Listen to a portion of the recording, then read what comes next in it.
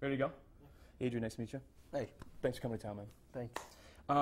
Were you out looking for the next documentary when you kind of came across Austin and light bulb went off? Yeah, I was looking for something to do. It's not fulfilling enough just to be an actor, just to be the tool. A lot of people do it though. The puppet. I needed to do something more, and Austin came around, and he was it. Was there something specific that you saw, or he was just so out of the context of what you're used to seeing?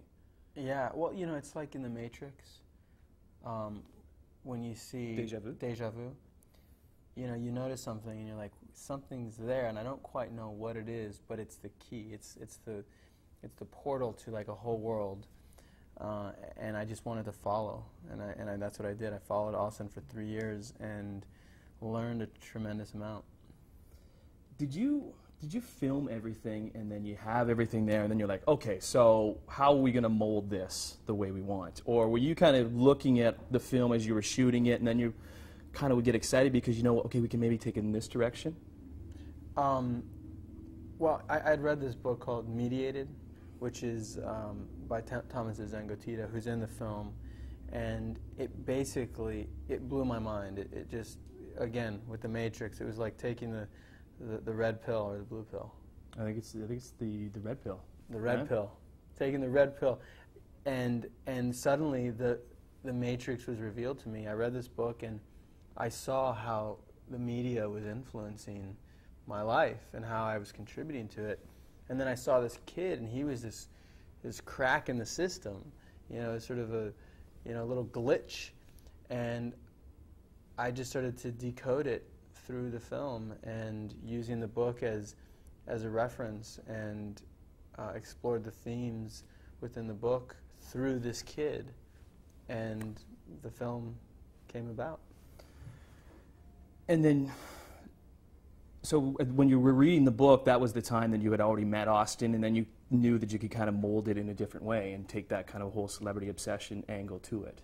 Well, yeah, I had read the book, and then I met Austin, oh, okay. And then somehow it merged in my mind that there was a correlation. And besides the fact that I'd been on a show about celebrity and was playing a celebrity and kind of becoming one myself, it sort of positioned me in the perfect place to make the film. I want to go back to even when you starred in Leo's Entourage in Woody Allen's film. I know you referenced that in the film too. If we could take you back to like Adrian of those days, thinking about even the celebrity that you had now and advance it to modern day, did you ever think it would get to be where it is now, where there's just so many photographers and everybody has a camera now, and you're always kind of out there for people to judge and assess? Yeah, I mean, it's definitely evolved into this, I don't know, this very, elusive hall of mirrors, where you don't know which way is up. Everything's a reflection. Everything's a reference. Everything, the lines between reality and fiction are being blurred, and everybody's taking pictures and tweeting and wanting to be a celebrity, and there's so much competition. So it's really hard to make sense. Is it right, do you think? Like, is this celebrity obsession, did you gain anything from doing this film and putting it together? Is it proper for our society to be having an obsession so much about certain people? I think what's natural is what's good, personally. I look at it as a phenomenon. I don't judge it, I just study it. It's a curiosity to me, and I think it'll always evolve and change. And I believe, and maybe it's a little presumptuous of me to say, but I think my film will mark the end of an era of tabloid and celebrity, and I hope that my film will be the wedge that helps to break it apart. Is this type of film, could it only work coming from a celebrity, those ideas and those concepts, and you kind of putting yourself into that vulnerability? Well, I'm an insider, and I have the willingness to blow the whistle and pull the curtain back, and you know, I kind of relish in that fact. And it's, I guess I'm in a position of this. At the same time, I'm not such I'm not in such a position of power. I'm not that big of a celebrity, so I don't have that much to lose at the same time. You're demeaning yourself there, but that's a kind of a good rallying point into my next question. How tough was it to get celebrities into the film? Because the pops and the celebrities, you never want to badmouth them because they can take a certain angle on you. They'll retaliate.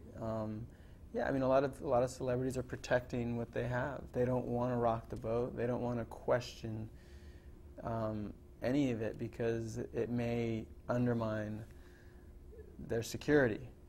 So, and it's a taboo subject. You have paparazzi who have a lot of power and connections to bigger media outlets that could destroy you if you've pissed them off. So it's scary to speak out and to say anything.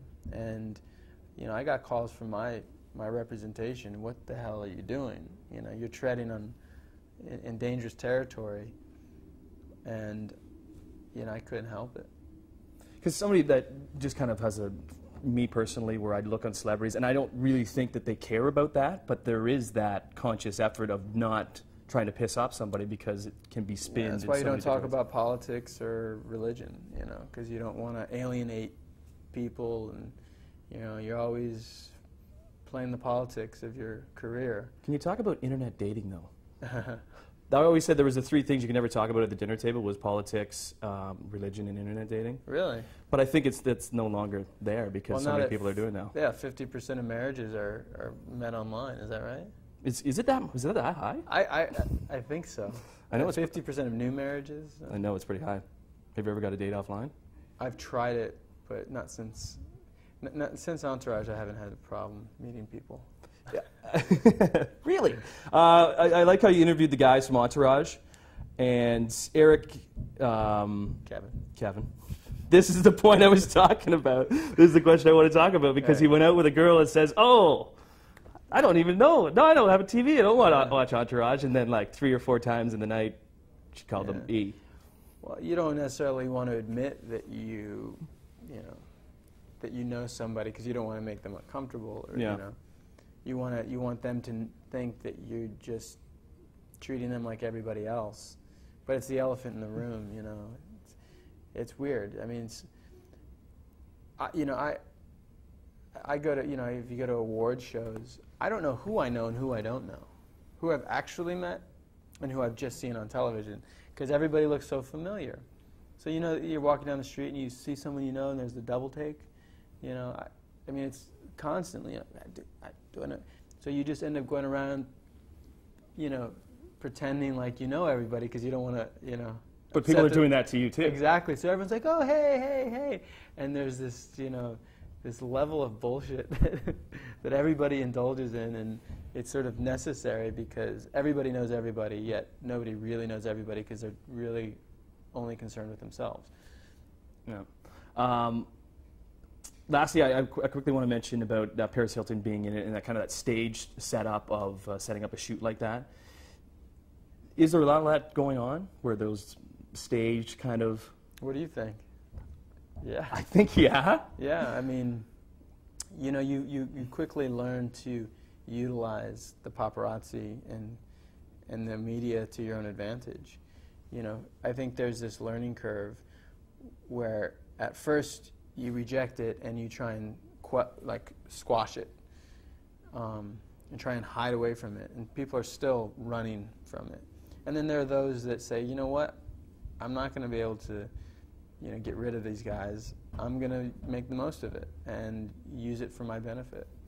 So I think there's 2 types of celebrities, I guess, those who think they can actually destroy it and do something about it, and then those who embrace it and use it to their benefit. Which one are you? I'm the guy who takes it, uses it for my benefit, and then like, you know, makes a weird documentary about it. What, are you proud of it? Like, I'm assuming, how many times have you seen it now? My documentary? Yeah. You mean once it's after it's Once been done? Once it's done, like in a screening with people. Maybe 20 times. And you're seeing it again tonight? I don't think I'm going to make it tonight. I mean, I like to watch it with different audiences. Like, I'm curious about, you know, to see. I might dip in and out to see like what the Canadian audience is thinking and what they're getting from it. I mean, it's amazing. I've been around the world with it, so an audience in, you know, New Zealand or Australia is completely different than Czech Republic. Like reacting in different spots? Reacting in different spots, but also the cultural takeaway is different. You know, in the Czech Republic, you know, we're like aliens to them. This whole celebrity thing, they're like they don't understand America, and I guess nobody really does. But it's very foreign and bizarre to them in a different way. Whereas, you know, and then Australians were very boisterous and vocal about how they felt. So they were much louder and expressive. But then again, in like, you know, in Eastern Europe, they were reading subtitles. So it's like, you know, all these different variables that make the viewing experience unique. As the filmmaker, do you want to see somebody that is not keeping things close to their chest because you want to know how they feel about it, like those Australians, rather than the Czech Republic? Well, it's, you know, it's always more encouraging when you hear people laughing, you know. That's why when you make like a more, like the more touching, intimate moments in the film are hard to gauge because no one's saying anything, but they're, you know, hopefully processing, emoting internally.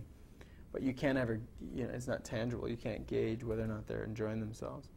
So you know, it's much more like relieving to when somebody's expressing vocally how they feel, or even if they gasp like, oh my God, like something like that. I'm like, oh good, they get it, or it works. I have to quickly. We're done. I just want to ask about Vince on Entourage and quickly how you feel how he's kind of the darker character now. Are you enjoying kind of playing that? The Dark Knight. The Dark Knight. Yeah. Vince's evil twin brother.